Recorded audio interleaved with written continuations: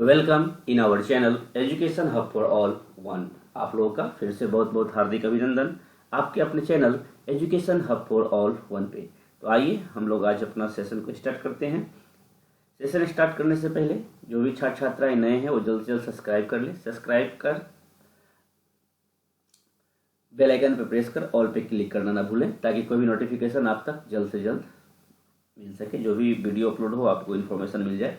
चलिए आज का जो हमारा है ये सेशन एनसीईआरटी सार संकलन जो मनीष रंजन सर की बुक है उससे हम लोग करेंगे। इसका नाम ही है सार संकलन। 3 शॉर्ट में हम लोग जानेंगे क्या है नहीं है इसके बारे में। आज हम लोग बंगाल पर अंग्रेजों का अधिकार देखेंगे। ये पार्ट 2 है, ये आपका पार्ट 2 है।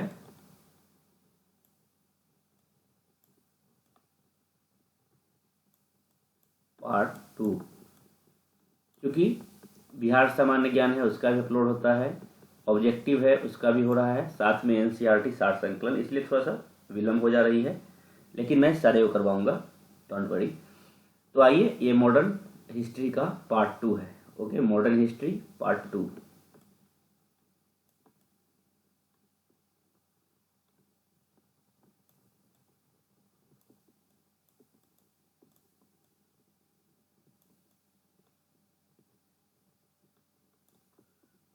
ठीक है,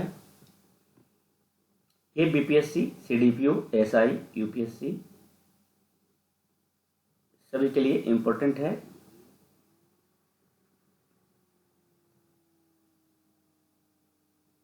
तो आइए हम लोग स्टार्ट करते हैं। या यूपीएससी हो, यूपीपीसीएससी हो, या एमपीपीएससी हो, या जेपीएससी हो, या बीपीएससी के लिए तो खैर स्पेशल ही है। तो चलिए हम लोग आज स्टार्ट करते हैं। आज हमारा जो टॉपिक है बंगाल पर अंग्रेजों का अधिकार। सबसे पहले हम जानेंगे क्या उत्तर मुगल काल में बंगाल का समृद्ध प्रांत था। क्या था? उत्तर मुगल काल में बंगाल बंगाल सर्वाधिक समृद्ध प्रांत था। कब? उत्तर मुगल काल में। ओके, उत्तर मुगल काल में बंगाल सर्वाधिक समृद्ध प्रांत था। चलिए, बंगाल का जो प्रथम स्वतंत्र शासक हुआ कौन हुआ? मुर्शीद कुली खां। कौन? मुर्शीद कुली खां। याद रखिएगा, बंगाल का प्रथम स्वतंत्र शासक जो थे कौन थे? मुर्शीद कुली खां। तथा उसके उत्तराधिकारी कौन हुए? शुजाउद्दीन और अलीवर्दी खां। कौन हुए? अभी हमें पता चलेगा कि अलीवर्दी खां कौन है, शुजाउद्दीन खान कौन है। अच्छे से समझेंगे, शुरू से लास्ट तक देखेंगे, इसीलिए वीडियो को शुरू से अंत तक देखिए। ये शॉर्ट फॉर्म सारांश है, बहुत ही इंपॉर्टेंट है, इसलिए अच्छे से देखेंगे। तो हम लोगों ने देखा क्या कि उत्तर मुगल काल में बंगाल सबसे अच्छा, सुखी, समृद्ध, सर्वाधिक समृद्ध प्रांत था। और बंगाल का प्रथम स्वतंत्र शासक जो हुए कौन हुए? मुर्शीद कुली खां। कौन? मुर्शीद कुली खां। तथा उसके 2 उत्तराधिकारी हुए कौन? शुजाउद्दीन और अलीवर्दी खां। उसके उत्तराधिकारी शुजाउद्दीन और अलीवर्दी खां के समय में बंगाल इतना अधिक संपन्न हो गया था कि इसे भारत का स्वर्ग कहा जाने लगा। क्या कहा जाने लगा? भारत का स्वर्ग कहा जाने लगा। याद रखिएगा, कब? उत्तर मुगल काल में। ठीक है, किसके समय में? तो शुजाउद्दीन और अलीवर्दी के समय में बंगाल इतना समृद्ध हो गया, संपन्न हो गया था कि इसे क्या कहा जाने लगा? भारत का स्वर्ग कहा जाने लगा। आइए नेक्स्ट पॉइंट पाते हैं।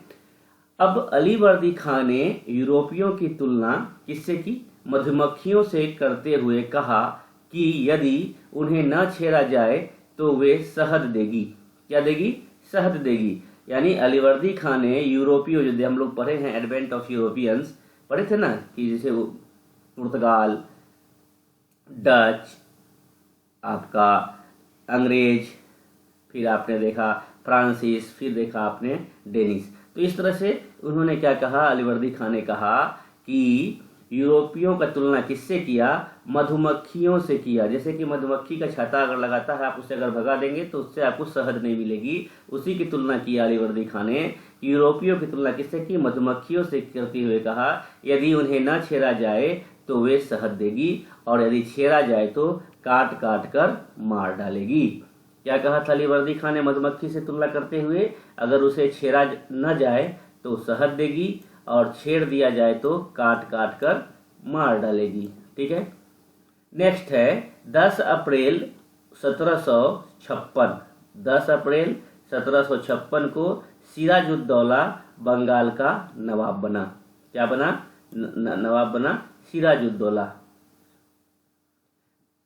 10 अप्रैल 1756 को सिराजुद्दौला बंगाल का नवाब बनता है। सिराजुद्दौला के प्रतिद्वंदी और विरोधी प्रमुख थे कौन? तो उसका चचेरा भाई था पूर्णिया के नवाब शौकत जंग। कौन था? नवाब शौकत जंग। सिराज की मौसी कौन? सिराज की मौसी घसीटी बेगम तथा सेनापति मीर जाफर, ये इसके प्रतिद्वंदी, जो कि मीर जाफर को हटा के मदीरा को रखे थे। तो ये क्या था? सिराजुद्दौला के प्रतिद्वंदी कौन कौन थे? तो प्रमुख में थे पूर्णिया के नवाब शौकत जंग, जिसको कि मनिहारी के युद्ध में मार डाला था। और दूसरा था कौन? सिराज की मौसी घसीटी बेगम, जिसको कि कारावास में भी रखा गया था, तथा सेनापति मीर जाफर, जो कि अंग्रेजों से जाके मिल गया था। तो अब देखते हैं नेक्स्ट, अक्टूबर 1756 में, अक्टूबर 10 अप्रैल 56 में वो क्या बने थे? बंगाल का नवाब बने थे सिराजुद्दौला। उसके बाद अक्टूबर 1756 में मनिहारी के युद्ध में सिराजुद्दौला ने शौकत जंग को पराजित कर उसकी हत्या कर दी, मतलब चचेरा भाई का हत्या कर दिया। अब देखते हैं ब्लैक हॉल की घटना क्या है। ब्लैक हॉल की घटना 20 जून 1765, ब्लैक हॉल की घटना 20 जून 1765 ईस्वी का उल्लेख हॉलवेल ने किया है। क्या किया है? किसने किया है? हॉलवेल ने। ब्लैक हॉल की घटना जो 20 जून 1756 में हुई, उसका उल्लेख हॉलवेल ने किया है, जिसमें 146 अंग्रेजों को एक छोटे कमरे में बंद कर दिया गया था। दम घुटने के कारण अगले दिन मात्र 23 व्यक्ति ही जीवित बचे थे, जिसे कि छोड़ दिया गया था। सिराजुद्दौला बंगाल के नवाब तथा अंग्रेजों के बीच 9 फरवरी 1756 ईस्वी को क्या हुआ था? अलीनगर की संधि हुई थी। कब हुई थी अलीनगर की संधि? 9 फरवरी 1757 ईस्वी को सिराजुद्दौला, जो बंगाल के नवाब थे, एवं अंग्रेजों के बीच एक संधि हुई। उस संधि का नाम क्या था? अलीनगर की संधि, जो कब हुई? 9 फरवरी 1757 ईस्वी को। अब आते हैं नेक्स्ट है आपका पलासी का युद्ध। तो आपको पता है 23 जून 1757 ईस्वी को हुआ था। इसमें अंग्रेज सेनापति कौन थे? रॉबर्ट क्लाइव एवं बंगाल के नवाब सिराजुद्दौला के बीच हुआ था पलासी का युद्ध। क्लियर है ना? 23 जून 1757 ईस्वी को अंग्रेज सेनापति रॉबर्ट क्लाइव एवं किससे हुआ था? बंगाल के नवाब जो सिराजुद्दौला थे उनके बीच। सिराजुद्दौला कब बने थे? तो 10 अप्रैल 1756 में बने थे सिराजुद्दौला बंगाल के नवाब। ठीक है, तो आपने देख लिया कि पलासी का युद्ध होता है। पलासी के युद्ध में सेनापति मीर जाफर ने नवाब के साथ दगाबाजी की। तो मैंने पहले बताया था कि ये सब इनके दुश्मनों के लिस्ट में थे, प्रतिद्वंदी के लिस्ट में थे। तो क्लियर क्या हुआ कि पलासी के युद्ध में सेनापति जाफर, जो मीर जाफर था, क्या किया? नवाब के साथ दगाबाजी किया, धोखा दिया, जिससे ये मिल गया था अंग्रेजों से, जिससे प्रसन्न होकर ईस्ट इंडिया कंपनी ने, आप कह सकते हैं क्लाइव ने, जो कि पहले ही वादा किया था कि आप ऐसा करेंगे तो आपको मैं यहाँ का नवाब बना दूंगा, तो मीर जाफर को बंगाल का नवाब बना दिया। मीर जाफर को क्लाइव का गीदर कहा जाता है। क्या कहा जाता है? मीर जाफर को क्लाइव का गीदर कहा जाता है। क्लाइव का गीदर कहा जाता है। क्लियर है ना? अब आगे देखते हैं हम पलासी के युद्ध के बारे में। पलासी के युद्ध के बाद कंपनी को 24 परगने की जिम्मेदारी प्राप्त हुई। नवाब कौन दे दिया फिर? अब तो नवाब बन गया कौन? तो मीर जाफर बन गया, तो उसको दिया प्रसन्न होके कि नवाब बन गए हैं, 24 परगने का जमींदारी उसको दे दिया। अब नवाब मीर जाफर को अंग्रेजों ने 1760 ईस्वी में हटाकर उसके दामाद मीर कासिम को बंगाल का नवाब बना देता है। मतलब मीर जाफर के बाद, मीर जाफर तो बन गया, अब मीर जाफर क्या करता है 1760 ईस्वी में इसको हटा देता है और उसके बाद उसके दामाद मीर कासिम को बंगाल का नवाब बना देता है। मीर कासिम ने अपनी राजधानी को मुर्शिदाबाद से मुंगेर में हस्तांतरित कर देता है, क्योंकि उसका रिलेशन अच्छा नहीं रहता है अंग्रेजों से, जिस कारण से वो वहां से पलायन कर जाता है। अब बहुत बात है करेंगे बक्सर का युद्ध। ये संक्षिप्त में है, शॉर्ट फॉर्म है, रिवीजन के लिए है। बक्सर का युद्ध 1764 ईस्वी में होता है। कब? 22 अक्टूबर 1764 ईस्वी में अंग्रेज एवं मीर कासिम के बीच हुआ, जिसमें मीर कासिम का साथ अवध के नवाब शुजा-उद-दौला और मुगल सम्राट शाह आलम द्वितीय ने दिया था। ठीक है, क्लियर है। जिसमें कि क्या होता है, बक्सर के युद्ध में अंग्रेजी सेना का नेतृत्व कौन कर रहे होते हैं? Hector Munro. ये डाटा को याद कीजिएगा, हेक्टर मुनरो कर रहे थे और प्लासी में क्लाइव कर रहे थे। तो क्लियर है, बक्सर के युद्ध में अंग्रेजी सेना का नेतृत्व हेक्टर मुनरो ने किया था। बक्सर के युद्ध के पुनः बाद क्या होता है, मीर कासिम की जगह मीर जाफर को बंगाल का नवाब बना दिया गया। मुगल बादशाह शाह आलम द्वितीय, जिनका कार्यकाल 1759 से 1806 ईस्वी है, के साथ रॉबर्ट क्लाइव ने इलाहाबाद की प्रथम संधि करती है। इस संधि जब होता है 12 अगस्त 1765 ईस्वी को की। रॉबर्ट क्लाइव ने जुलाई 1765 ईस्वी में अवध के नवाब शुजा-उद-दौला के साथ इलाहाबाद की संधि की। नेक्स्ट संधि जो हुआ जुलाई में, पहले की अगस्त में, जुलाई में 1765 में की। नवाब मीर जाफर की मृत्यु 5 जनवरी 1765 ईस्वी को हो गई। अब मीर जाफर मर गए, जो गद्दार थे या फिर क्लाइव का गिदर बुलाया जाता था। के एम पन्नीकर के अनुसार, किसके अनुसार? के एम पन्नीकर के अनुसार प्लासी का युद्ध एक सौदा था। क्या था? सौदा था। किसके साथ? तो मीर जाफर के साथ। अंग्रेजों का संरक्षण प्राप्त बंगाल का प्रथम नवाब निजामुद्दौला था। अंग्रेजों का संरक्षण प्राप्त बंगाल का प्रथम नवाब कौन था? निजामुद्दौला था। निजामुद्दौला 1765 से 72 ईस्वी के मध्य बंगाल में द्वैध शासन की व्यवस्था की शुरुआत किया, जिसके जनक थे लियोनेस कार्टिस। कौन थे? लियोनेस कार्टिस। क्लाइव मत बोल दीजिएगा। इसके जो जनक थे 1765 से 72 ईस्वी में के मध्य में जो बंगाल में द्वैध शासन की व्यवस्था की शुरुआत हुई, जिसके जनक कौन थे? तो लियोनेस कार्टिस थे। इलाहाबाद की संधि के तहत आप लोग बोलते हैं कि केवल बुक बताते हैं, क्योंकि हम बुक को ही फॉलो करवा रहे हैं, ये एनसीईआरटी। अगर हम अपने नॉलेज को यहाँ पे डालेंगे तो आप कंफ्यूज होइएगा। केवल रिवीजन है, आप अपने आप को देखें और रिवीजन करें। 1765 से 72 में क्या हुआ? द्वैध शासन आया, जिसको कि किसने, इसके जनक किसको मानते हैं? लियोनेस कार्टिस को। इलाहाबाद की संधि के तहत बादशाह शाह आलम द्वितीय के व्यक्तिगत खर्च के लिए 26 लाख रुपए वार्षिक पेंशन दी गई। ठीक है, वार्षिक पेंशन कितना दी गई? 26 लाख रुपए अंग्रेज सरकार के द्वारा। अब देख लेते हैं बंगाल का नवाब कौन कौन कब तक है। सबसे पहले हम लोग देखे थे कि मुर्शिद कुली खां बने थे।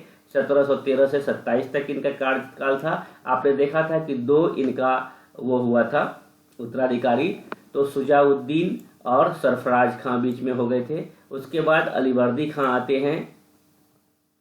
उसके बाद सिराजुद्दौला आपने देखा, फिर देखा आपने मीर जाफर, फिर देखा आपने मीर कासिम, फिर आता है दूसरी बार मीर जाफर।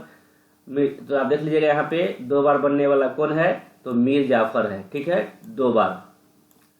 उसके बाद आता है निजामुद्दौला, उसके बाद सैफुद्दौला, उसके बाद मुबारकदौला। निजामुद्दौला के बारे में आपने देख लिया कि रॉबर्ट क्लाइव ने 1765 ईस्वी में अवध के नवाब शुजा-उद-दौला के साथ इलाहाबाद संधि की। यहाँ देखिए आप, चलिए आगे बढ़ते हैं। अब हम लोग देखेंगे आंगल मैसूर संघर्ष। क्या है आंगल मैसूर संघर्ष क्या है, इसके बारे में जरा हम लोग देख ले। तो 1732 ईस्वी में 1732 ईस्वी में राजा वाडियार, कौन, राजा वाडियार चक्की कृष्णराज के काल में मैसूर में सत्ता हस्तांतरण की प्रक्रिया आरंभ हुई। कब? 1732 ईस्वी में। 1732 ईस्वी में राजा कौन थे? वाडियार चिक्का कृष्णराज के काल में, चिक्का कृष्णराज के काल में मैसूर में सत्ता हस्तांतरण की प्रक्रिया आरंभ हुई। किसके समय में? 1732 में राजा वाडियार, ठीक है। कौन थे? चिक्का कृष्णराज। अब 18वीं सदी के प्रारंभ में क्या होता है? 18वीं सदी के प्रारंभ में इनके दो मंत्री होते हैं। कौन? तो नंदराज, और नंदराज भी बोलते हैं, कहीं नंजराज भी है। नंदराज और देवराज ने मैसूर में सत्ता पर कब्जा कर लिया, ठीक है। किसके मंत्री रहते हैं? तो राजा वाडियार के ये मंत्री रहते हैं, चिक्का कृष्णराज के मंत्री रहते हैं, जिसका कि क्या हो जाता है कि नंदराज और देवराज ने मैसूर में सत्ता को हासिल कर लेता है। वैसे हम मैसूर की बात करें, हल्का सा आप लोग बोलेंगे तो मैं मैसूर की बात करना चाहूँगा। मैसूर एक्चुअली में तालीकोट के प्रसिद्ध ऐतिहासिक युद्ध में विजयनगर साम्राज्य के पतन के पश्चात उसके अवशेष पर जितने राज्य का उदय हुआ, यानी तालीकोट के प्रसिद्ध ऐतिहासिक युद्ध में विजयनगर साम्राज्य के पतन के पश्चात उसके अवशेष पर जितने राज्यों का उदय हुआ, उनमें से मैसूर भी एक था। तो आप बोल सकते हैं तालीकोट के पतन, यानी कि युद्ध के बाद विजयनगर साम्राज्य का पतन हो गया, तो विजयनगर साम्राज्य के पतन होने के बाद जितने भी राज्यों का उदय हुआ उसमें से एक मैसूर भी था। तो इस प्रकार वाडेयार वंश का शासन स्थापित हुआ। कहाँ पे? तो मैसूर में। और इस वंश का, ये जो आप देख रहे हैं यहाँ पे, ये इस वंश का अंतिम शासक जो हुआ वो हुआ चिक्का कृष्णराज वाडेयार द्वितीय भी यहाँ लगा दीजिएगा तो लगा सकते हैं। चिक्का कृष्णराज द्वितीय थे वो, ठीक है,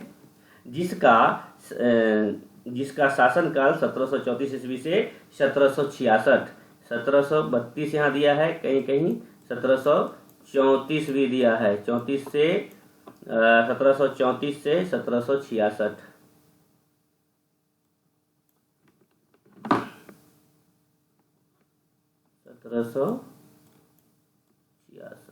ठीक है, 66। इसके शासनकाल में वास्तविक सत्ता जो था, जो कि आप देख रहे हैं यहाँ पे, नंदराज और देवराज, वास्तविक सत्ता दो मंत्री भाइयों, ये दोनों भाई था, मंत्री था इसका और भाई था, देवराज एवं नंदराज या नंजराज के हाथों में केंद्रित था, ठीक है। अब क्या होता है कि नंदराज ने 1749 में क्या किया? नंदराज ने 1749 में हैदर अली को उसके अधिकारी सैनिक जीवन की शुरुआत का अवसर दिया, ठीक है। हैदर अली ने अपना जीवन एक घुड़सवार के रूप में आरंभ किया था, ठीक है। किसके रूप में? एक घुड़सवार के रूप में आरंभ किया था। हैदर अली ने अपने जीवन का शुरुआत एक घुड़सवार के रूप में आरंभ किया था, किंतु 1761 में वह मैसूर का वास्तविक शासक बन गया। अब आप बोलेंगे कि यहाँ पे गैप है, क्योंकि ये शॉर्ट है, मैं इसे थोड़ा बता देता हूँ इलेबोरेट करके। एक्चुअली में नंदराज और जो देवराज थे, इसमें नंदराज ने 1749 ईस्वी में, देवराज नहीं, नंदराज ने 1749 ईस्वी में हैदर अली को उसके अधिकारी सैनिक जीवन का शुरुआत करने का अवसर दिया, एवं 1755 में नंदराज ने हैदर को डिंडीगुल के फौजदार के पद पर नियुक्त किया था। कहाँ के पद पर? डिंडीगुल के फौजदार के रूप में इसे नियुक्त किया था। इसी बीच क्या होता है, मैसूर की राजधानी थी श्रीरंगपट्टनम में राजनीतिक अनिश्चितता की स्थिति बनी हुई थी। जब यह अनिश्चितता अनियंत्रित हो गई और मराठों का आक्रमण का खतरा आ गया, तब 1758 ईस्वी में हैदर अली ने डिंडीगुल से श्रीरंगपट्टनम आके हस्तक्षेप किया और नंदराज और देवराज का राजनीतिक जो था वो संन्यास लेने पे बाध्य कर दिया। एवं 1761 जो देख रहे हैं यहाँ, 1761 ईस्वी में वह मैसूर का क्या बन गया, वास्तविक शासक बन गया। ठीक है, क्लियर हो गया। अब कोई दिक्कत नहीं तो आप कह सकते हैं कि यही दोनों उसको बुलाया था, इसी दोनों को बाध्य कर दिया, राजनीतिक से संन्यास लेने पे मजबूर कर दिया और खुद को अपने आप को वास्तविक सत्ता का शासक घोषित कर दिया। अब बात आती है फ्रांसीसियों की सहायता से हैदर अली ने डिंडीगुल में एक शस्त्रागार स्थापित किया था। कहाँ किया था? हैदर अली ने फ्रांसीसियों की मदद से क्या किया था? तो एक शस्त्रागार का स्थापना किया था डिंडीगुल में। हैदर अली धर्मनिरपेक्ष दृष्टिकोण वाला शासक था। हैदर अली का था धर्मनिरपेक्ष दृष्टि वाला शासक था। अब क्या होता है? अब होता है यहाँ युद्ध, किसके किसके बीच? तो आंग्ल मैसूर युद्ध 1767 से, कहीं कहीं 68 भी मिलेगा, 68 या 67 से 69 ईस्वी के मध्य होता है प्रथम आंग्ल मैसूर वॉर या युद्ध, बैटल। इस समय हैदर ने चतुराई से अंग्रेजों का सामना करते हुए, मैंने अंग्रेज और मैसूर के बीच, इस समय हैदर ने चतुराई से अंग्रेजों का सामना करते हुए 4 अप्रैल 1769 को उन्हें मद्रास की संधि पर हस्ताक्षर करने के लिए बाध्य किया। अब इसको शॉर्ट पे है, यहाँ पे हम इसे थोड़ा सा एलोबरेट करते हैं।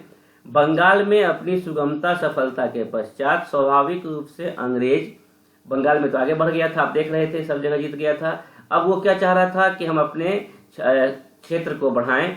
अंग्रेज अपनी सैन्य शक्ति को लेकर थोड़ा आश्वस्त हो गए और आसपास के क्षेत्रों में विस्तार करना शुरू कर दिया।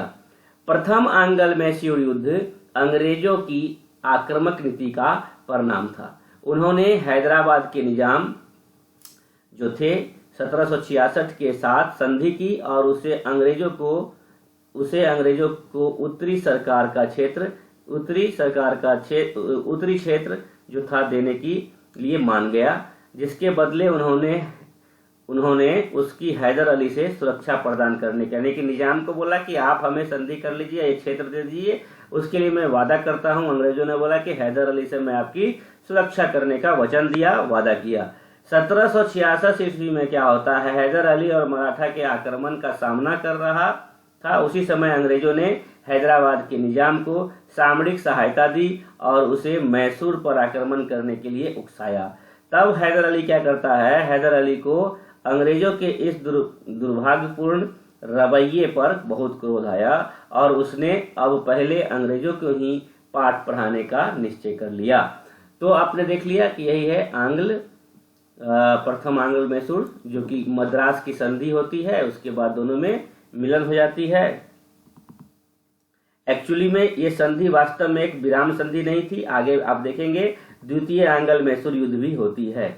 एक्चुअली में अस्तित्व का संकट देखते हुए 1769 ईस्वी में अंग्रेजों ने हैदर अली की शर्तों पर मद्रास की संधि कर लेती है। इस संधि के अन्य शर्तों के अतिरिक्त यह व्यवस्था भी थी कि अंग्रेज हैदर अली को युद्ध का खर्च एवं जुर्माना देंगे, परंतु यह युद्ध संधि वास्तव में एक संधि नहीं थी, यह विराम संधि थी। नेक्स्ट उसके बाद हो जाता है द्वितीय आंग्ल मैसूर युद्ध, जो कि युद्ध के समय हैदर अली ने ब्रिटिश कंपनी के विरुद्ध निजाम तथा मराठों से मिलकर एक संयुक्त मोर्चा तैयार किया। इस दौरान हैदर ने अंग्रेज कर्नल बेली, किसको? अंग्रेज के कर्नल बेली, द्वितीय आंग्ल में बेली रहता है, और बेली को हराकर कर्नाटक की राजधानी अरकाट पर अधिकार कर लेता है। क्लियर है? अब देखते हैं आंग्ल मैसूर संघर्ष एवं महत्वपूर्ण संधियां क्या है। 1767 से 69 आपने देखा, प्रथम आंग्ल मैसूर युद्ध। इसमें कौन सी संधि होती है? मद्रास की संधि। 1780 से 84 के बीच आपने देखा कि यहाँ पे कौन है गवर्नर? वारेन हेस्टिंग रहता है गवर्नर जनरल, और द्वितीय आंग्ल मैसूर युद्ध हुआ है और मंगलूर की संधि हुई है। ठीक है, यहाँ पे पहला में देखा आपने कि मद्रास की संधि हुई थी और दूसरे में देखा आपने क्या कि मंगलूर की संधि हुई है। और तीसरा जो आपने देखा 1790 से 92 ईस्वी में तभी कॉर्नवालिस रहते हैं। ये आपका तृतीय आंग्ल मैसूर युद्ध है और श्रीरंगपट्टनम की संधि होती है जो मैसूर की राजधानी है। उसके बाद 1799 ईस्वी में लॉर्ड वेलेस्ली होते हैं। पहला में कोई नहीं था, दूसरा में आपने देखा कि वारन हेस्टिंग्स, तीसरा में देखा क्या कॉर्नवालिस आ गए और चौथा में कौन है, लॉर्ड वेलेस्ली हैं चतुर्थ आंग्ल मैसूर युद्ध में। अब आइए नेक्स्ट देखते हैं हम लोग। द्वितीय आंग्ल मैसूर युद्ध के समय ही 7 दिसंबर 1782 को हैदर अली की मृत्यु हो जाती है। ठीक है, द्वितीय आंग्ल मैसूर युद्ध 1780 से 84 के समय बंगाल का गवर्नर जनरल वारेन हेस्टिंग्स रहते हैं।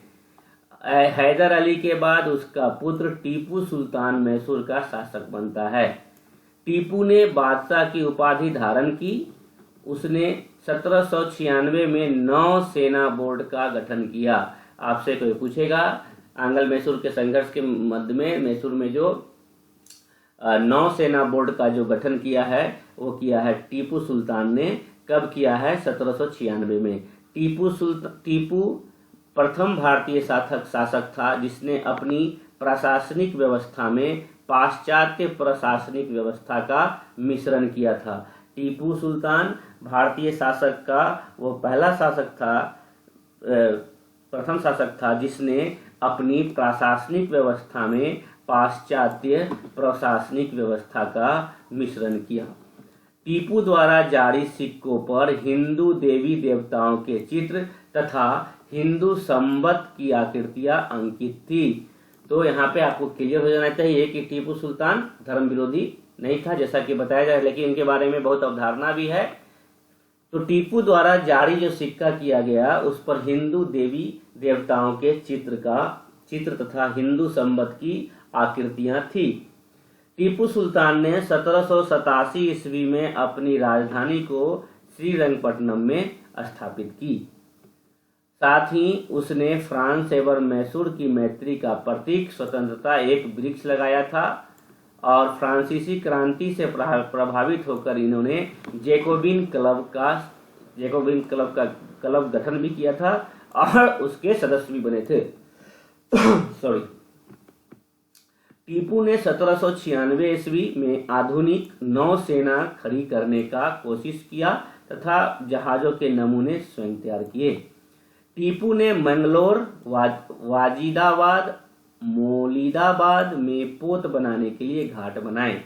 टीपू ने आधुनिक कैलेंडर की शुरुआत की। टीपू ने ही क्या की है, आधुनिक कैलेंडर की शुरुआत टीपू के द्वारा ही किया गया है। टीपू सुल्तान जिसको बोलते हैं, टीपू ने ही आधुनिक कैलेंडर की शुरुआत की। टीपू ने कहा था, मैं अंग्रेजों के स्थल साधनों को तो समाप्त कर सकता हूं, परंतु समुद्र को तो नहीं सुखा सकता। मतलब उसका कहना था कि अंग्रेजों के स्थल पर जो साधन है उसको तो समाप्त कर सकते हैं, परंतु समुद्र में जो पानी है समुद्र को तो नहीं सुखा सकता। 4 मई 1799 ईस्वी को चतुर्थ आंग्ल मैसूर युद्ध लड़ते हुए टीपू सुल्तान श्रीरंगपट्टनम दुर्ग के पास शहीद हो गए। और ऐसा कहा जाता है इन्होंने मां शारदा की श्रृंगेर मंदिर की स्थापना निर्माण की जो टूट गया था या ध्वस्त हुआ था युद्ध में, और मां शारदा की मूर्ति भी इन्होंने बिठाई थी। वेलेस्ली को आयरलैंड ने मार्क्विस की उपाधि दी। मार्क्विस की उपाधि किसने दी? वेलेस्ली को आयरलैंड ने प्रदान की। नेक्स्ट देखते हैं हम लोग टीपू के राज्य विभाग। वीडियो थोड़ा बड़ा होगा इसलिए अच्छे से देखेंगे। टीपू के राज्य विभाग, राजस्व तथा वित्त मीर आसिफ कचहरी के अधीन। मीर आसिफ राजस्व था तथा वित्त था। मीर आसिफ कचहरी के अधीन। ठीक है। सेना विभाग भी मीर आसिफ कचहरी के अधीन। जुमला विभाग जो था, जुमला विभाग एक अन्य मीर कचहरियों के अधीन था। तोपखाना तथा दुर्ग रक्षा विभाग मीर सदर कचहरी का अधीन था। आपसे पूछा जाएगा टीपू सुल्तान के तोप खाने तथा दुर्ग का जो रक्षा विभाग था किसके द्वारा था? मीर सदर कचहरी। बाकी सभी था मीर आसिफ में था सेना विभाग। सेना विभाग क्या था? मीर आसिफ कचहरी के अधीन था। और राजस्व विभाग या वित्त विभाग भी मीर आसिफ के था। तोप खाना तथा दुर्ग रक्षा विभाग जो था मीर सदर कचहरी के अधीन था। तो अब वाणिज्य विभाग जो था इनका मलिक उक्तजार के अधीन था। वाणिज्य विभाग मलिक उक्तजार के अधीन था एवं नाविक विभाग मीर याम कचहरी के अधीन एवं कोष और टका विभाग जो था मीर खजाना कचहरी के अधीन। इन 7 के अतिरिक्त 3 अन्य छोटे विभाग भी थे, जैसे डाक तथा गुप्तचर विभाग, लोक निर्माण तथा पशु विभाग। अब देखेंगे आंग्ल सिख संघर्ष। आपने देख लिया, वहां पे मोटे मोटे तौर पे हम लोगों ने देख लिया। अब देखते हैं आंग्ल सिख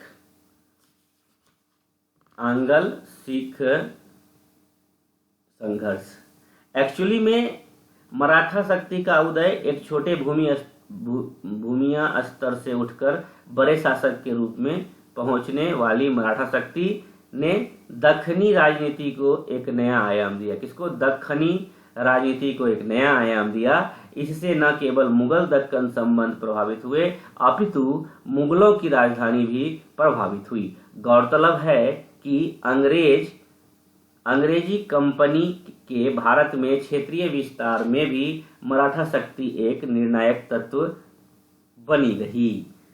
ठीक है, तो आइए अब देखते हैं हम लोग रंजीत सिंह के बारे में। पहले दिया हुआ है, तो रंजीत सिंह कौन थे, नहीं थे, इनके बारे में थोड़ा सा जान लें हम लोग। उसके बाद सिख का जो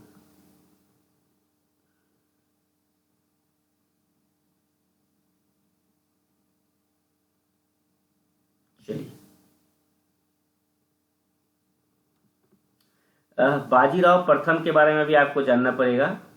ठीक है, आप जो अपने गाइड बुक से पढ़ रहे हैं उसमें भी पढ़िए, क्योंकि मैं यहाँ पे ज़्यादा बढ़ाऊंगा तो बड़ा हो सकता है। वैसे आप कह सकते हैं बाजीराव प्रथम जो थे सभी पेशवाओं में सबसे महान शासक था।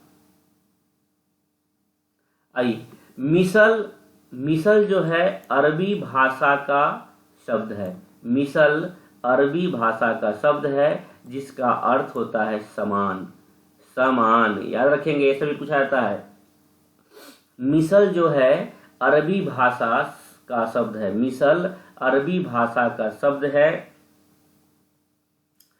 है जिसका अर्थ है समान। ठीक है, नेक्स्ट पॉइंट है आधुनिक पंजाब के निर्माण का श्रेय सुकर चकिया मिसल को दिया जाता है। आधुनिक पंजाब जो अभी देख रहे हैं आप, इसके निर्माण का श्रेय जाता है सुकर चकिया मिसल को। किसको? सुकर चकिया मिसल को जाता है इसके निर्माण का श्रेय। सुकर चकिया मिसल को। मिसल में क्या देते हैं? समान होता है, अरबी भाषा का वर्ड है। रंजीत सिंह का जन्म गुजरावाला में, कहाँ? रंजीत सिंह का जो जन्म है गुजरावाला में 2 नवंबर 1780 ईस्वी को सुकर चकिया मिसल के मुखिया महासिंह के यहाँ हुआ था। जो सुकर चकिया मिसल है, जिसे कि श्रेय दिया जाता है आधुनिक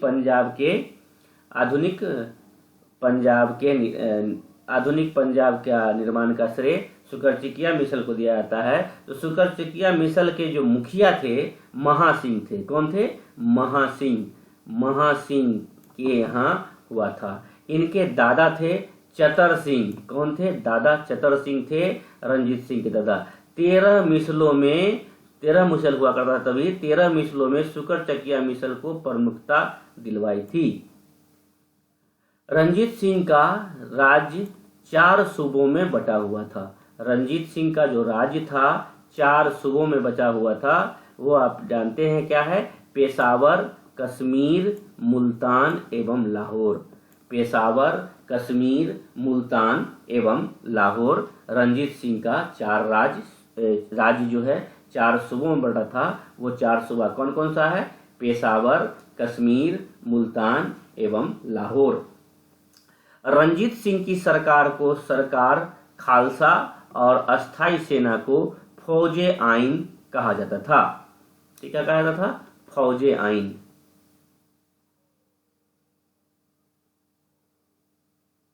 ठीक है, तो आप समझ जाइए रंजीत सिंह का जन्म कहाँ हुआ था? गुजरांवाला में हुआ था। शुक्रचकिया मिसल से था। पिता का नाम महासिंह था, दादा का नाम चतर सिंह था। शुक्रचकिया मिसल को प्रमुखता दिलवाई थी। रंजीत सिंह का राज्य जो था 4 भागों में बटा हुआ था। पेशावर, कश्मीर, मुल्तान और एक था आपका लाहौर।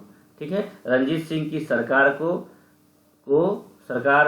सरकार खालसा, रंजीत सिंह के सरकार को सरकार खालसा एवं अस्थाई सेना को फौजे आइन कहा जाता था। अब देखते हैं सिख और अंग्रेज का संबंध क्या था। चार्ल्स मेटकॉफ और महाराजा रंजीत सिंह। चार्ल्स मेटकॉफ और महाराजा रंजीत सिंह के बीच 25 अप्रैल 1809 ईस्वी को अमृतसर की संधि हुई थी। आपसे पूछा जाएगा अमृतसर की संधि कब हुई थी? तो 25 अप्रैल 1809 को हुई थी। किसके बीच? चार्ल्स मेटकॉफ और रंजीत सिंह के बीच अमृतसर की संधि। रंजीत सिंह जमान शाह मतलब अफगानी की अनुमति पर लाहौर का शासक बन गया। रंजीत सिंह जमान शाह यानी जो अफगानी थे उनके अनुमति पर लाहौर का शासक बन गया। रंजीत सिंह की सास सदा कौर कन्हैया मिसल की मुखिया थी। रंजीत सिंह की जो सास थी सदा कौर कन्हैया मिसल की मुखिया बन गई। सदा कौर कन्हैया मिसल की मुखिया थी। फैजलपुर के कपूर सिंह ने देखेंगे यहाँ फैजलपुर के कपूर सिंह ने किसानों को संगठित कर दल खालसा नामक संगठन बनाया था। तो फैजलपुर के जो कपूर सिंह थे वो किसानों को संगठित करके दल खालसा नामक संगठन बनाया। जमान शाह ने रंजीत सिंह को राजा की उपाधि प्रदान की थी। जमान सिंह ने क्या की थी? जमान सिंह ने रंजीत को राजा की उपाधि प्रदान की थी।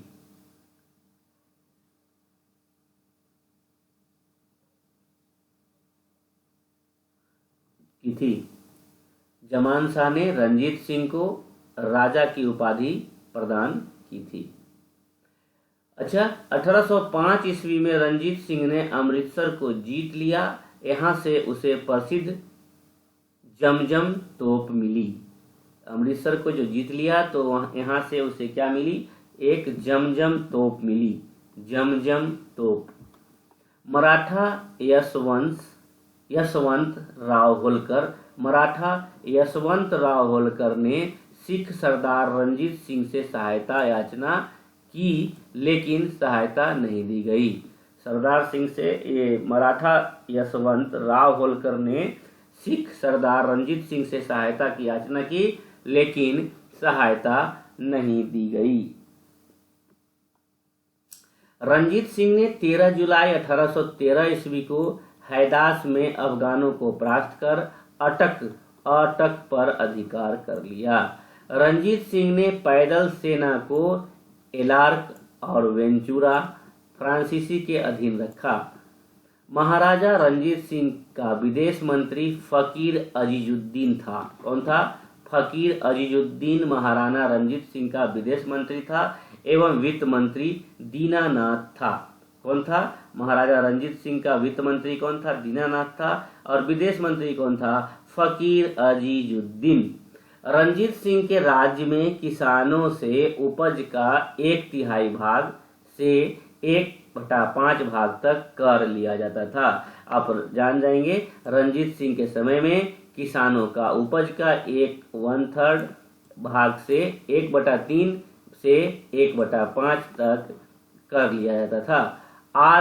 लॉर्ड ऑकलैंड संधि जो किया था किसके साथ किया था? चार्ल्स मेटकॉफ के साथ। कहाँ की संधि किया था? अरे अमृतसर का, अमृतसर। कहाँ थे हम लोग? Lord Auckland. लॉर्ड ऑकलैंड ने रंजीत सिंह के घुड़सवारों को संसार की सबसे सुंदर फौज बताया था। लॉर्ड ऑकलैंड ने रंजीत सिंह के घुड़सवारों को संसार की सबसे सुंदर फौज बताया था, लॉर्ड ऑकलैंड ने। रंजीत सिंह के राज्य की सर्वोच्च अदालत का नाम था अदालत-ए-आला। रंजीत सिंह के राज्य की सर्वोच्च अदालत का नाम था अदालत-ए-आला। रंजीत सिंह की मृत्यु 28 जून 1839 में हो गई। रंजीत सिंह के बाद क्रमशः खड़ग सिंह, नौनिहाल सिंह, शेर सिंह एवं दिलीप सिंह राजमाता झिंदन ने नेतृत्व की एवं गद्दी पर बैठी। तो आप बोल सकते हैं रंजीत सिंह के बाद कौन आया था? खड़ग सिंह, खड़ग सिंह के बाद नौनिहाल सिंह, नौनिहाल सिंह के बाद शेर सिंह, उसके बाद दिलीप सिंह और राजमाता झिंदन ने नेतृत्व में गद्दी पर बैठे। अब बात करेंगे हम प्रथम आंग्ल सिख युद्ध की, जो 1845 से 46 ईस्वी तक हुई। हाउगफ के नेतृत्व में 13 दिसंबर 1845 ईस्वी को मुदकी नामक स्थान पर अंग्रेजी सेना ने लाल सिंह के नेतृत्व वाली सिख सेना को पराजित किया। प्रथम आंग्ल सिख युद्ध किसके बीच? हाउगफ के नेतृत्व में 13 दिसंबर में मुदकी नामक स्थान पर अंग्रेजी सेना ने लाल सिंह के नेतृत्व वाली सिख को पराजित कर दिया। पराजित होने के बाद सिखों ने 8 मार्च 1846 ईस्वी को अंग्रेजों के साथ लाहौर की संधि की। यानी कि प्रथम आंग्ल जो उनका लाहौर उन्हीं का था। 3 सूबों में 4 क्षेत्र था, एक राज्य में 4 सूबा था रंजीत सिंह का, उसमें लाहौर भी था। तो इन लोगों ने अंग्रेजों के साथ लाहौर की संधि कर ली। कब कर ली? तो 8 मार्च 1846 ईस्वी को। प्रथम आंग्ल सिख युद्ध के समय भारत का गवर्नर जनरल लॉर्ड हार्डिंग था। आपसे पूछेगा प्रथम आंग्ल सिख युद्ध के समय भारत का गवर्नर जनरल कौन था? तो लॉर्ड हार्डिंग था।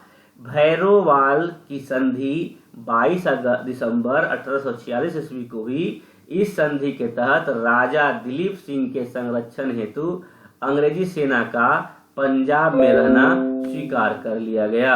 यानी क्या कि हम लोगों ने जो देखा अभी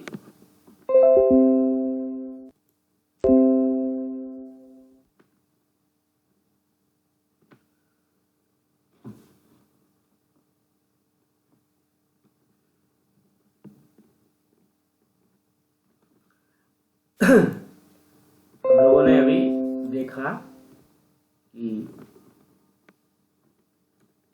एक मिनट,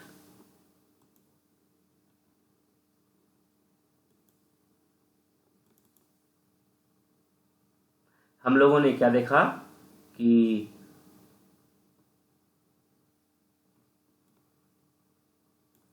भैरोवाला का जो संधि हुआ।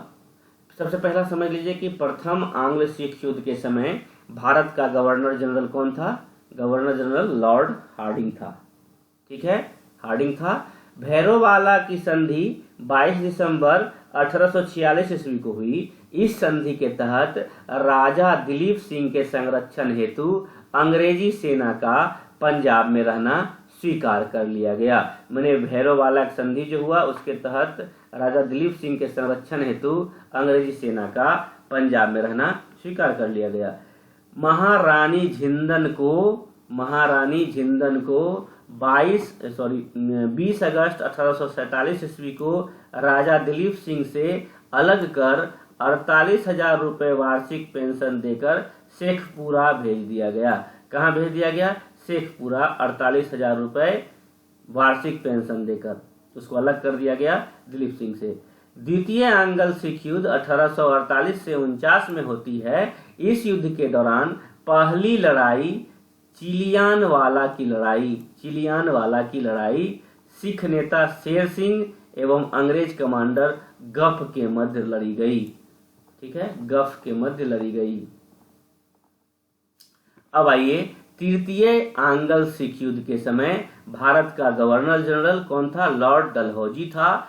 इस युग में गफ के स्थान पर ब्रिटिश सेना का प्रधान सेनापति चार्ल्स नेपियर को बनाया था। क्या बनाया था? द्वितीय आंग्ल सिख युद्ध के समय भारत का गवर्नर जनरल कौन था? लॉर्ड डलहौजी। ठीक है, इस युद्ध में गफ के स्थान पर ब्रिटिश सेना का प्रधान सेनापति चार्ल्स नेपियर को बनाया था। यह लड़ाई चार्ल्स नेपियर के नेतृत्व में अंग्रेजों एवं सिखों के मध्य 21 फरवरी 1849 में लड़ी गई और इस युद्ध में सिख बुरी तरह क्या हो गए? पराजित हो गए।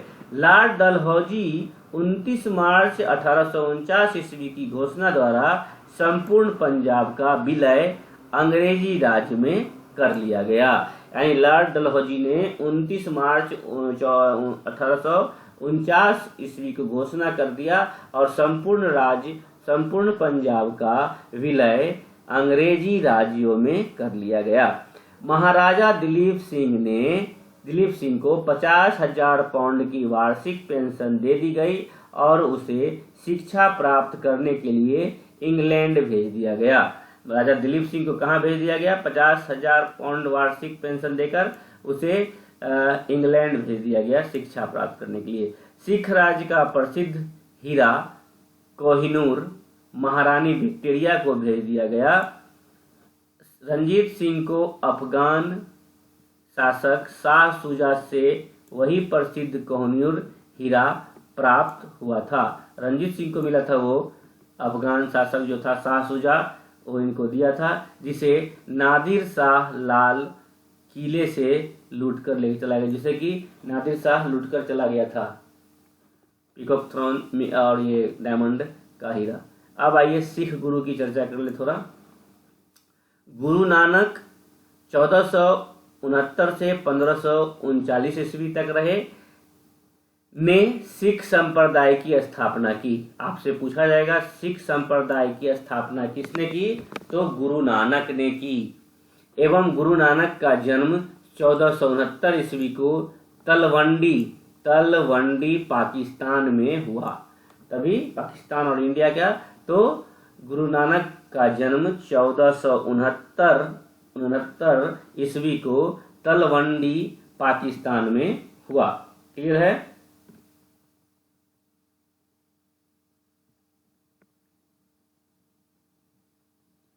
तलवंडी पाकिस्तान में हुआ 1469 में गुरु नानक का जन्म, जो सिख संप्रदाय की स्थापना की जिन्होंने।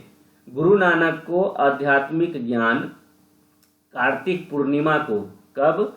कार्तिक पूर्णिमा को 1496 में हुआ था। कहा जाता है आध्यात्मिक ज्ञान गुरु नानक को कार्तिक पूर्णिमा को 1496 में हुआ।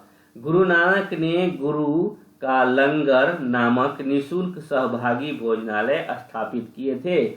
गुरु नानक ने गुरु का लंगर नामक निशुल्क सहभागी भोजनालय स्थापित किए थे। गुरु नानक ने संगत मीन्स क्या? धर्मशाला, और पंगत मीन्स लंगर स्थापित किए। गुरु नानक ने संगत यानी धर्मशाला और पंगत यानी लंगर स्थापित किए।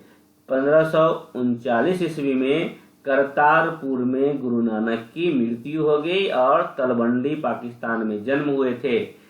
ठीक है, अब बात करते हैं गुरु अंगद माने लहना भी बोला था लहना 1539 से 52 ईस्वी सिखों के दूसरे गुरु हुए थे। यानी गुरु नानक के बाद गुरुओं के दूसरे गुरु कौन हुए? गुरु अंगद, और ये सिखों के दूसरे थे गुरु थे।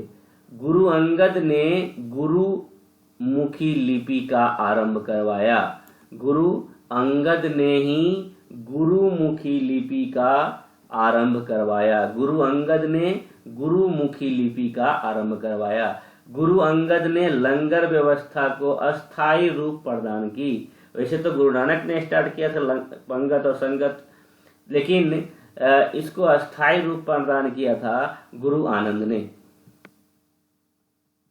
किसने? तो गुरु अंगद ने।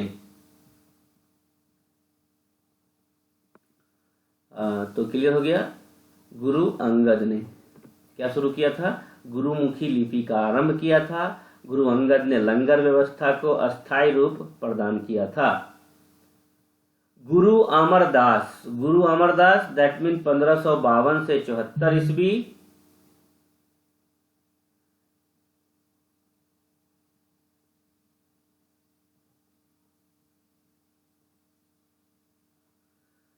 गुरु अंगद ने लंगर व्यवस्था को अस्थायी रूप प्रदान किया और गुरु अमरदास 1552 तीसरा गुरु थे। गुरु अमरदास पहला कौन थे? गुरु नानक। दूसरा कौन थे? गुरु अंगद। तीसरा कौन थे? गुरु अमरदास। सिखों के तीसरे गुरु थे। ठीक है। गुरु अमरदास ने हिंदुओं से अलग विवाह पद्धति जिसको लवन को प्रचलित किया। कौन सा? तो गुरु अमरदास सिखों के तीसरे गुरु थे जिसने हिंदुओं से अलग विवाह पद्धति लवन को प्रचलित किया। अकबर ने गुरु अमरदास से गोविंदवाला जाकर भेंट की और गुरुपुत्री बीबी भानी को 500 बीघा भूमि दान किया। ठीक है, भूमि दान में दे दिया। अमरदास ने 22 गद्दियों की स्थापना की और प्रत्येक पर एक महंत की नियुक्ति की। अब गुरु अमरदास के बाद आते हैं गुरु रामदास। ये सिखों के चौथे गुरु थे। गुरु रामदास ने यहीं पर अमृतसर नामक जलाशय खुदवाया और अमृतसर नामक जलाशय खुदवाकर अमृतसर नगर की स्थापना की। गुरु रामदास ने अमृतसर शहर की स्थापना की। क्लियर है कि गुरु रामदास सिख के चौथे गुरु थे और गुरु रामदास ने क्या की? तो अमृतसर नामक जलाशय खुदवाकर अमृतसर नगर की स्थापना की।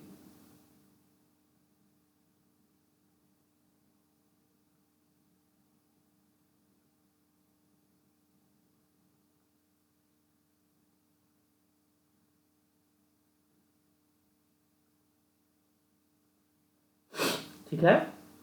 अब सिखों के 10 गुरुओं का कर्म आप जान लीजिए। सिख का जो 10 गुरु है कैसे कैसे है और क्या हो रहा है इसमें, उसके बारे में आप थोड़ा सा जान लें।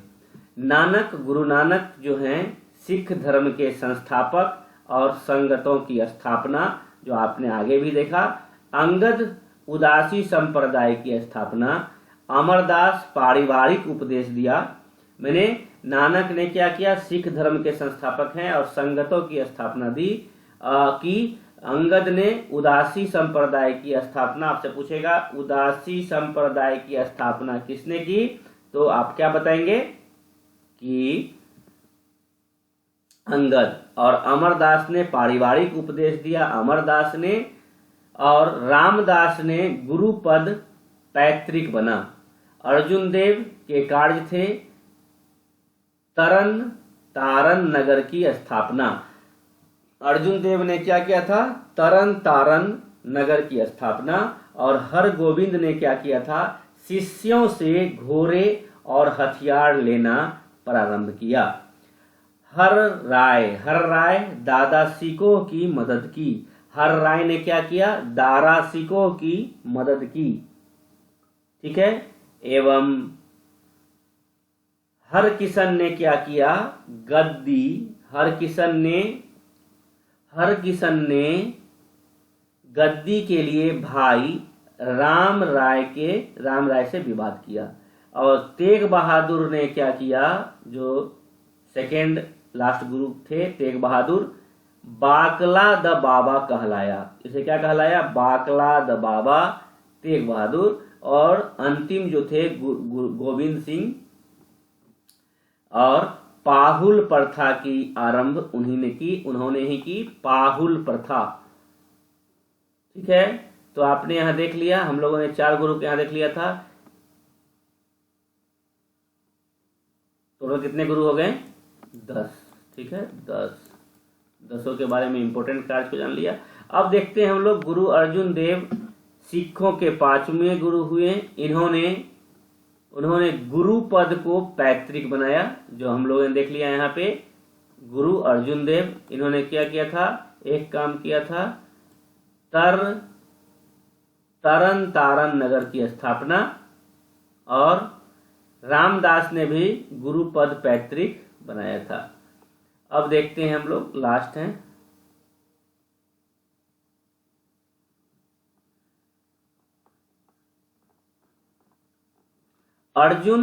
गुरु अर्जुन देव ने सिखों के धार्मिक ग्रंथ आदि ग्रंथ गुरु ग्रंथ साहिब की रचना की। गुरु अर्जुन देव ने अमृतसर जलाशय के मध्य में हरमंदर साहब का निर्माण करवाया। जहांगीर ने 1606 ईस्वी में राजकुमार खुसरो की सहायता करने के कारण गुरु अर्जुन देव को फांसी दे दी थी। अब देख लीजिए, जहांगीर ने 1606 ईस्वी में राजकुमार खुसरो की सहायता करने के कारण गुरु अर्जुन देव को क्या दे दी थी? फांसी दे दी। अब देखते हैं गुरु हरगोविंद, 6ठे गुरु हैं। गुरु हरगोविंद, जिनकी जन्म 1606 और 45 में मरे थे, सिखों के 6वें गुरु थे। ये 2 तलवार बांधकर गद्दी पर बैठते थे। आपसे पूछेगा सिख के कौन से गुरु 2 तलवार बांधकर गद्दी में बैठते थे? तो 6वें गुरु जो गुरु हरगोविंद थे, वो 2 तलवार बांधकर गद्दी पर बैठते थे।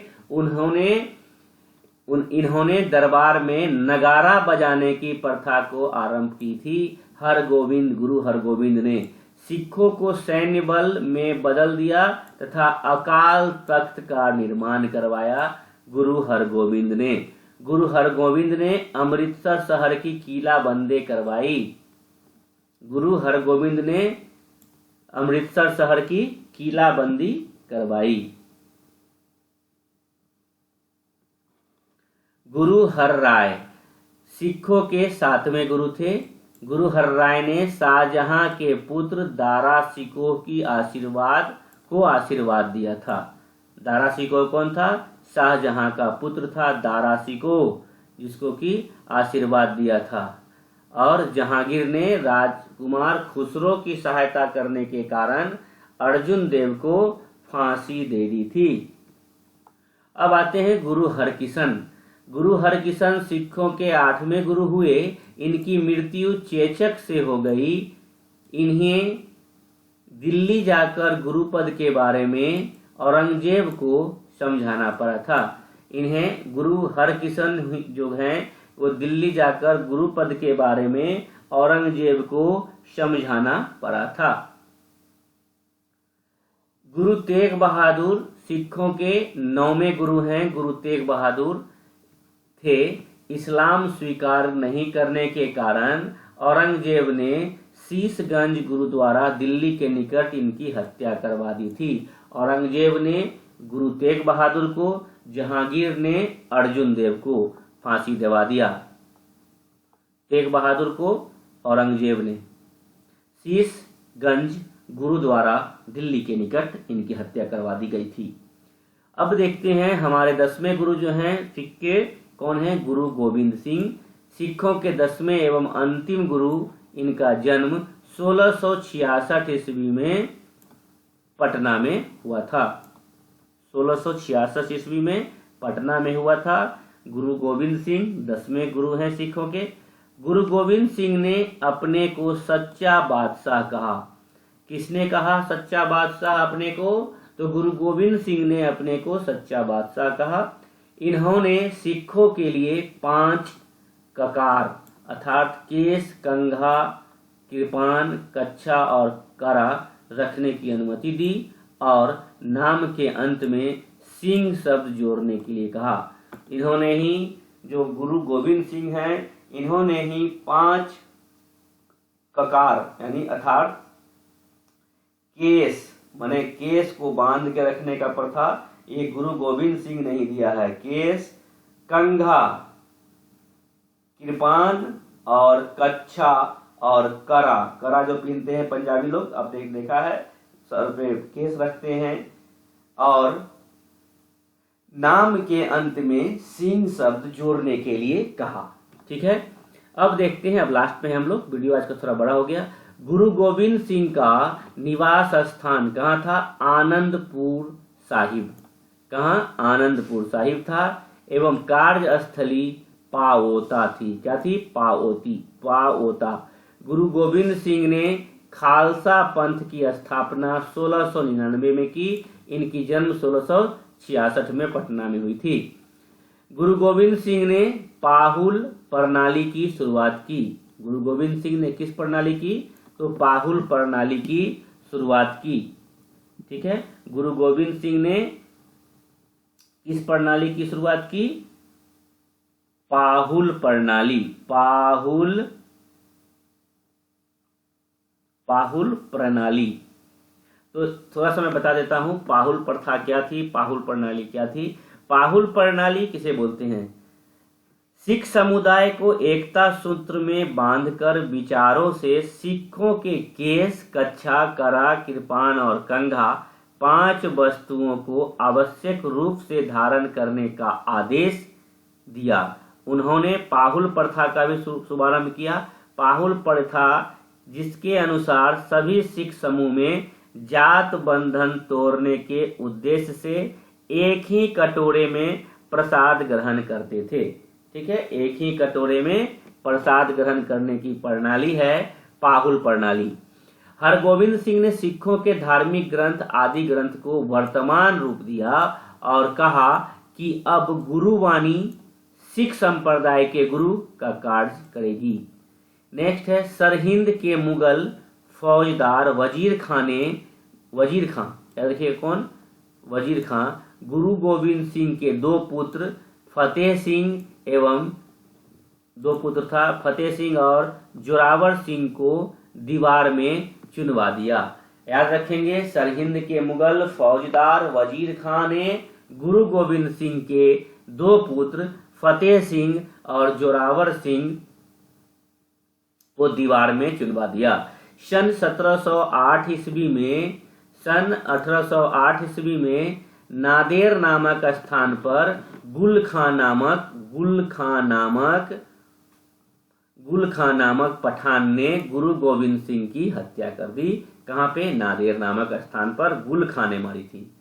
बंदा बहादुर, अब देखते हैं इनके बाद जो 10वें गुरु हैं, इनके बाद कौन आता है? बंदा बहादुर। इनका जन्म 1670 ईस्वी में रजौली गांव पुंछ जिला में हुआ था। बंदा बहादुर के बचपन का नाम था लक्ष्मण दास। बंदा बहादुर के बचपन का नाम क्या था? लक्ष्मण दास। बंदा के पिता रामदेव डोंगरा राजपूत थे। बंदा बहादुर का उद्देश्य पंजाब में एक सिख राज्य स्थापित करने का था। बंदा ने लोहगढ़ को राजधानी बनाया। बंदा ने गुरु नानक एवं गुरु गोविंद सिंह के नाम के सिक्के चलवाए। बंदा बहादुर ने ही गुरु नानक एवं गुरु गोविंद सिंह के नाम के सिक्के चलवाए। बंदा बहादुर ने सरहिंद के मुगल फौजदार वजीर खां की हत्या कर दी। वजीर खां वही वजीर खां है जिसने गुरु गोविंद सिंह के दोनों बेटों जो कि आपके फतेह सिंह और जोरावर सिंह को दीवार में चुनवा दिया था, उसकी हत्या बंदा बहादुर ने कर दी। मुगल बादशाह फरसुखियार के आदेश पर 1716 ईस्वी में बंदा बहादुर की गुरदासपुर के नांगल में हत्या करवा दी गई। बंदा की मृत्यु के बाद सिख कई छोटे छोटे टुकड़ों में बट गए थे। नवाब कपूर सिंह की पहल पर सभी सिख टुकड़ियां 1748 ईस्वी में दल खालसा में विलय हो गया।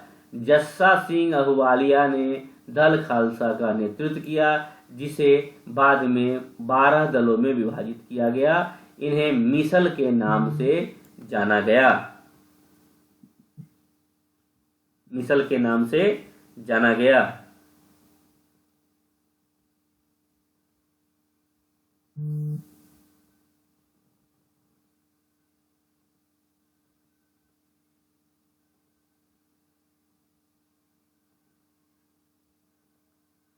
ठीक है, अब हम लोग आगे देखते हैं।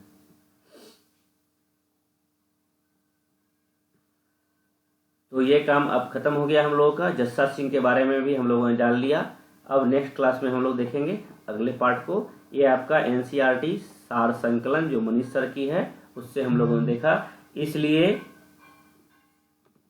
तो अब आगे हम लोग नेक्स्ट वीडियो को देखेंगे। चलिए, अगर आपको वीडियो अच्छा लगा हो तो ज़रूर लाइक कीजिएगा, लाइक कीजिए, सब्सक्राइब कीजिए, ज़्यादा से ज़्यादा शेयर कीजिए। लाइक जरूर कीजिए ताकि प्रोत्साहन मिलती है वीडियो को बनाने में। आप लोग ज़्यादा से ज़्यादा शेयर करें, क्योंकि मेरी ये छोटी सी कोशिश है वैसे छात्र छात्राओं के लिए जिनके पास पठन पाठन की सामग्री उपलब्ध नहीं हो पाती है। चलिए, बाय बाय, टेक केयर। अभी टाइम हो गया है 4:54। हम लोगों का वीडियो है 1 घंटा 5 मिनट के आसपास। तो अब मिलते हैं नेक्स्ट क्लास में। बाय बाय, टेक केयर, धन्यवाद। इसे अच्छे से देखेंगे। आप लोगों के लिए मैं पूरे रात जगकर वीडियो को बनाता हूँ। 3 बजे आप लोगों के लिए मैं वीडियो बना रहा हूँ। अभी बस अपलोड हो जाएगी, इसलिए थोड़ी सी आप लोग मेहनत को भी देखें कि मैं रात में जग के आप लोगों के लिए वीडियो बना रहा हूँ। तो वीडियो को अच्छे से देखें। आप लाइक करें या ना करें, आपको एग्जामिनेशन में फ़ायदा मिलनी चाहिए। वीडियो देखकर नोट्स भी बना सकते हैं, तो वीडियो को रोक पॉज करके आप नोट्स बना लीजिएगा। चलिए, बाय बाय, टेक केयर, धन्यवाद। मिलते हैं अगले क्लास में, अगले सेशन में।